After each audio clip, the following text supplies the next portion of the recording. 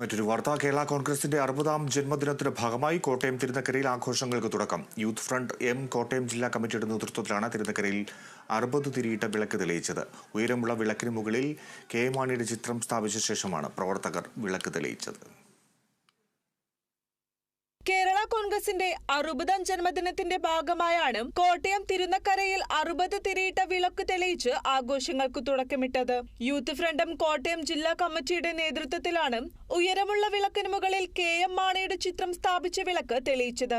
ഒരു വർഷം നീണ്ടു നിൽക്കുന്ന ആഘോഷങ്ങൾക്കാണ് യൂത്ത് ഫ്രണ്ട് ഇതിലൂടെ തുടക്കമിട്ടത്. കേരള കോൺഗ്രസ് എം ജില്ലാ പ്രസിഡന്റ് ലോപ്പസ് മാത്യുവും സ്റ്റീഫൻ ജോർജും ചേർന്ന് ആദ്യ വിളക്ക് തെളിയിച്ചാണ് പരിപാടികൾക്ക് തുടക്കം കുറിച്ചത്.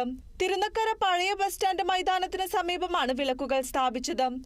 ആഘോഷ പരിപാടികളുടെ ഭാഗമായി ഒക്ടോബർ 9 കേരള കോൺഗ്രസ് എം സംസ്ഥാന കമ്മിറ്റി ഓഫീസിൽ പായസ വിതരണം നടക്കും. യൂത്ത് ഫ്രണ്ട് എം പ്രവർത്തകരുടെ നേതൃത്വത്തിൽ തയ്യാറാക്കുന്ന പായസം ഓഫീസിലെത്തുന്നവർക്ക് വിതരണം ചെയ്യും. ഇതുകൂടാതെ യൂത്ത് ഫ്രണ്ട് എമ്മിന്റെ നേതൃത്വത്തിൽ 60ാം ജന്മദിനാഘോഷത്തിന്റെ ഭാഗമായി K M Mani memorial all Kerala cricket ടൂർണമെന്റും സംഘടിപ്പിക്കുന്നുണ്ട്. Kerala Vision News, Kottayam.